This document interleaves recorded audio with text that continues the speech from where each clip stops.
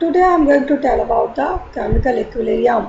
I will explain the intro of chemical equilibrium and the physical equilibrium also, but the main focus is chemical equilibrium. We should know about the chemical equilibrium. We should know what is equilibrium. Equilibrium एक ऐसी state होती है जहाँ पर temperature, pressure, concentration time के साथ change नहीं होते. जब इक्विलिब्रियम अटेन होता है तो उस समय दोनों अपोजिंग प्रोसेस के जो रेट होते हैं वो एक दूसरे के इक्वल हो जाते हैं, यानी कि रेट ऑफ फॉरवर्ड रिएक्शन और रेट ऑफ बैकवर्ड रिएक्शन एक दूसरे के इक्विवेलेंट हो जाएंगे. जब ये प्रोसेस अगर होता है, यानी कि जब दोनों ही प्रोसेस चल रहे होते हैं और सभी अपोजिंग प्रोसेसेस में, तो उसमें जब केमिकल चेंजेस होते हैं तो वो केमिकल इक्विलिब्रियम कहलाता है, और जब केवल फिजिकल चेंजेस होते हैं तो वो फिजिकल इक्विलिब्रियम कहलाता है. इन रिएक्शन में केवल रिएक्टेंट से प्रोडक्ट में कन्वर्ट नहीं होता, बल्कि प्रोडक्ट से रिएक्टेंट में भी कन्वर्ट पॉसिबल है, यानी कि ये रिएक्शन रिवर्सिबल रिएक्शन होगी. और जब फॉरवर्ड रिएक्शन का रेट बैकवर्ड रिएक्शन के रेट के इक्वल होता है तो रिएक्टेंट और प्रोडक्ट की कंसंट्रेशन में उस समय कोई भी चेंज नहीं होता, क्योंकि आप इक्विलिब्रियम पे पहुंचने के बाद उसके कंसंट्रेशन में कोई चेंज नहीं है, लेकिन पहले वहाँ पे चेंज करना पॉसिबल है. अगर कंसंट्रेशन इंक्रीज या डिक्रीज कर दी जाती है तो वो स्टेट ऑफ इक्विलिब्रियम पर भी अफेक्ट करेगी. तो यहाँ पे स्टडी करेंगे हम केमिकल इक्विलिब्रियम में इसकी कैरेक्टरिस्टिक की, और इसके कुछ फैक्टर्स हैं जिनको ये अफेक्ट करता है, ये हम स्टडी करेंगे. Equilibria in chemical process. First, irreversible reaction. A reaction जो एक डायरेक्शन में अकर होती है उसको इनरिवर्सिबल रिएक्शन कहते हैं, यानी कि रिएक्टेंट से जो प्रोडक्ट में कन्वर्ट होता है, तो लेकिन प्रोडक्ट से रिएक्टेंट में कन्वर्ट नहीं होता. इसको एक सिंगल हेडेड एरो से इंडिकेट. एग्जाम्पल देखेंगे कि मेथेन का ऑक्सीडेशन किया गया है, मेथेन का कम्बस्टन किया जाता है तो ये CO2 प्लस 2H2O में हो जाता है, और जब पोटेशियम क्लोराइड का डिकम्पोजिशन किया जाता है तो 2KCl प्लस 3O2 किया जाता है. यानी कि ये दोनों जो रिएक्शंस है ये इनरिवर्सिबल रिएक्शन है. जब ये CH4 प्लस 2O2 प्रोडक्ट के फॉर्म में लेता है CO2 प्लस 2H2O, तो ये रिवर्ट रिएक्शन नहीं होती है, यानी कि ये रिवर्सिबल पॉसिबल नहीं है. ऐसे ही KCl3O2 बनने के बाद में ये KClO3 बनना यहाँ से पॉसिबल नहीं है. इन रिएक्शन को रिवर्सिबल रिएक्शन कहते हैं. नेक्स्ट देखेंगे रिवर्सिबल रिएक्शन. वो रिएक्शंस जो फॉरवर्ड और बैकवर्ड डायरेक्शन दोनों में ही अकर होती हैं, यानी कि रिएक्टेंट से प्रोडक्ट में और प्रोडक्ट से रिएक्टेंट में कन्वर्ट हो जाती हैं. तो ये रिएक्शंस रिवर्सिबल रिएक्शन कहलाती हैं. इनको हाफ हेडेड एरो से इंडिकेट किया गया है. यहाँ एग्जांपल दिए गए हैं कि H2 plus I2 is equal to 2HI, और कैल्शियम कार्बोनेट को जब डिकम्पोज किया जाता है तो कैल्शियम ऑक्साइड प्लस CO2 हो जाएगा, और N2 जब रिएक्शन करता है हाइड्रोजन के साथ में तो ये अमोनिया की फॉर्म देता है. तो ये जो रिएक्शंस हैं ये रिवर्सिबल रिएक्शन है और दोनों ही डायरेक्शन में पॉसिबल है. Now we will see chemical equilibrium. Chemical equilibrium means rate of forward reaction is equal to rate of backward reaction with chemical change is called chemical equilibrium. जब हम देखते हैं कि फॉरवर्ड रिएक्शन का rate backward reaction के rate से greater हो जाता है तो रिएक्शंस के दौरान क्या होता है कि रिएक्टेंट की जो कंसंट्रेशन है वो डिक्रीज होती चली जाती है और प्रोडक्ट की कंसंट्रेशन इंक्रीज होती है. दैट मीन्स कि रेट ऑफ रिएक्शन कंसंट्रेशन के डायरेक्टली प्रोपोर्शनल होता है.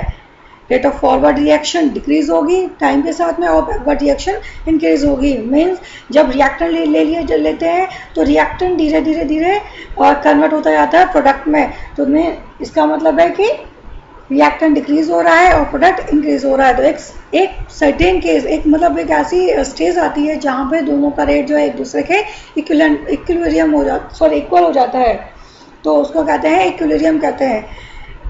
इन रिएक्टेंट और प्रोडक्ट की कंसंट्रेशन में कोई भी चेंज नहीं होता. मीन्स ये जो स्टेट है ये इक्विलिब्रियम स्टेट कहलाती है. रिएक्टेंट और प्रोडक्ट की कंसंट्रेशन में कब चेंज नहीं होगा? जब वो इक्विलिब्रियम पर पहुंच जाएंगे, उसके बाद उनमें कोई भी चेंज नहीं आता. तो ये वाली स्टेट इक्विलिब्रियम स्टेट कहलाती है. तो इक्विलिब्रियम केमिकल इक्विलिब्रियम जो स्टेट होती है यहाँ पे ग्राफ के थ्रू भी शो किया गया है कि जब रेट ऑफ फॉरवर्ड रिएक्शन यानी कि रेट ऑफ फॉरवर्ड रिएक्शन यहाँ पे माइनस की तरफ आ रहा है और रेट ऑफ बैकवर्ड रिएक्शन यानी कि ये पॉजिटिव में घट जा रहा है। तो एक ऐसी स्टेट है यहाँ पर जब दोनों का रेट एक दूसरे के इक्विवेलेंट हो गया तो ये स्टेट ऑफ इक्विलिब्रियम हो गया।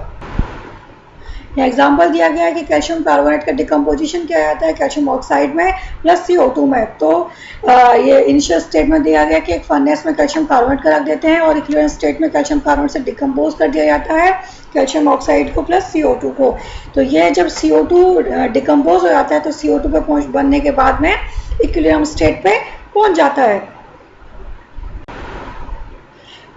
इसका डायनामिक नेचर देखते हैं कि जब इक्विलिब्रियम पे पहुंच जाता है तो ये सबसे एक मैन प्रॉपर्टी है इसकी कि रिएक्टेंट और प्रोडक्ट कांस्टेंट हो जाते हैं, यानी कि कैल्शियम कार्बोनेट का जो डिकम्पोजिशन है वो एक क्लोज वेसल में एक पर्टिकुलर टेम्परेचर पर देखा गया है और CO2 में फॉर्म्ड होते ही वो कांस्टेंट पे हो जाता है। लेकिन जब हम डायनेमिक नेचर का मीन्स क्या है कि जब इक्विलिब्रियम तो पे पहुंच गया लेकिन रिएक्शन स्टॉप नहीं होती है, मतलब कि रिएक्शन जो होगी वो फॉरवर्ड और बैकवर्ड रिएक्शन दोनों डायरेक्शन में चल रही है, लेकिन रेट ऑफ फॉरवर्ड रिएक्शन और रेट ऑफ बैकवर्ड रिएक्शन एक दूसरे के रेट इक्वल हो जाते हैं, लेकिन वो क्या करेगा उसको, लेकिन रिएक्शन कंटिन्यू रहेगी। और ये इस टाइप की जो रिएक्शंस होती हैं वो डायनेमिक in नेचर होती हैं। व्हाट कैरेक्टरिस्टिक देखेंगे इसके कि इक्विलिब्रियम स्टेट पे क्या होगा कि जब फॉरवर्ड और बैकवर्ड रिएक्शन के रेट एक दूसरे के इक्वल हो जाएंगे तो प्रॉपर्टीज जैसे प्रेशर है, कंसंट्रेशन है, कलर है, डेंसिटी है, विस्कोसिटी है, वो टाइम के साथ में चेंज नहीं होते हैं। और केमिकल इक्विलिब्रियम को हम केमिकल इक्विलिब्रियम को अटेन कर सकते हैं कब, जब या तो रिएक्टेंट साइड से या प्रोडक्ट साइड से वो स्टार्ट होता है। केमिकल इक्विलिब्रियम एक डायनामिक इक्विलिब्रियम है क्योंकि फॉरवर्ड और बैकवर्ड रिएक्शंस कंटिन्यू करता है और ये कंटिन्यू प्रोसेस चलता रहता है। रिएक्टेंट और प्रोडक्ट की जो कंसंट्रेशन होती है वो टाइम के साथ चेंज नहीं होती है, लेकिन फिर भी एक दूसरे में इंटर कन्वर्जन कंटिन्यू रहते हैं। प्रेशर और कंसंट्रेशन स्टेट पे पहुंचने के बाद यानी कि इक्विलिब्रियम पे पहुंचने के बाद में अफेक्ट नहीं करते हैं, लेकिन इक्विलिब्रियम कांस्टेंट को अफेक्ट प्रेशर और कंसंट्रेशन इक्विलिब्रियम को अफेक्ट नहीं करते, लेकिन इक्विलिब्रियम को अफेक्ट करते हैं, लेकिन इक्विलिब्रियम कांस्टेंट को अफेक्ट नहीं करते हैं। टेम्परेचर जो होता है वो स्टेट ऑफ इक्विलिब्रियम को और इक्विलिब्रियम कांस्टेंट दोनों को ही अफेक्ट कर सकता है। पॉजिटिव कैटलिस्ट हमेशा रेट इंक्रीज करने का काम करता है, यानी कि फॉरवर्ड और बैकवर्ड रिएक्शंस दोनों का ही रेट को इंक्रीज कर देगा और हेल्प करेगा कि इक्विलिब्रियम जो होगा वो फास्टली ही कंप्लीट हो जाए, अटेन हो जाए। मीन्स जब किसी भी केमिकल रिएक्शन में कैटलिस्ट को मिक्स किया जाता है तो रिएक्शन वो बहुत फास्टली मूव करने लग जाती है और रिएक्शन फास्ट मूव करेगी तो उसका रेट भी इंक्रीज हो जाएगा। और रेट इंक्रीज करने के साथ साथ क्या होगा कि जो रेट इंक्रीज होगा तो रिएक्शन बहुत फास्टली ही कंप्लीट होगी और इक्विलिब्रियम पे इजीली अटेन हो जाएगा।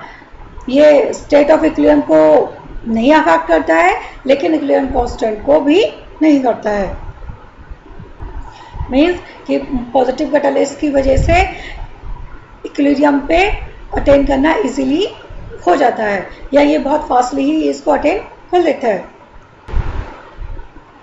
नेक्स्ट देखेंगे इसके टाइप, होमोजीनियस और हेट्रोजीनियस। तो होमोजीनियस रिएक्टेंट और प्रोडक्ट जो सेम फेज में होते हैं वो होमोजीनियस कहलाते हैं। हाइड्रोजन प्लस I2 2HI हो गया और नाइट्रोजन हाइड्रोजन के साथ में हाइड्रोलाइज करेंगे तो उसको अमोनिया में कन्वर्ट हो गया। हेट्रोजीनियस होते हैं कि substance are not in same phase, substance होते हैं वो सेम फेज में नहीं होते हैं तो वो हेट्रोजीनियस कहलाते हैं। तो कैल्शियम कार्बोनेट को डिकम्पोज करेंगे कैल्शियम ऑक्साइड प्लस CO2 हो गया और अमोनियम हाइड्रोजन सल्फाइड को करेंगे तो अमोनिया प्लस H2S हो गया। कुछ फैक्टर्स हैं यहाँ पे जो अफेक्ट किए गए हैं इक्विलिब्रियम को कि किसी भी रिएक्टेंट की या प्रोडक्ट की जो कंसंट्रेशन है उसको चेंज करना, यानी कि अगर रिएक्टेंट की कंसंट्रेशन को चेंज कर दिया जाए, इंक्रीज कर दिया जाए तो वो क्या करेगा कि अगर हाई कर दी जाए कंसंट्रेशन तो वो जल्दी रिएक्शन फास्ट होगी, और रिएक्शन फास्ट होगी तो इक्विलिब्रियम पे इजीली अटेंड होगा। ऐसे ही टेम्परेचर चेंज करने पर भी है कि टेम्परेचर इंक्रीज करने पर भी रिएक्शन जल्दी ही कंप्लीट कर जाती है और इक्विलिब्रियम अटेंड कर जाता है। और प्रेशर चेंज करेंगे तो भी सेम प्रोसेस होगा, फास्ट रिएक्शन होने की वजह से रिएक्शन जल्दी ही कंप्लीट कर जाएगी। और एडिशन ऑफ कैटलिस्ट के एडिशन से भी इक्विलिब्रियम जल्दी ही अटेन हो जाएगा। और कुछ इनर्ट गैस अगर मिक्स करते हैं तो इनर्ट गैस के भी एडिशन से भी इक्विलिब्रियम फास्टली ही अटेन हो जाएगा। Thank you. If you like this video, please share and subscribe my channel at EasyCam.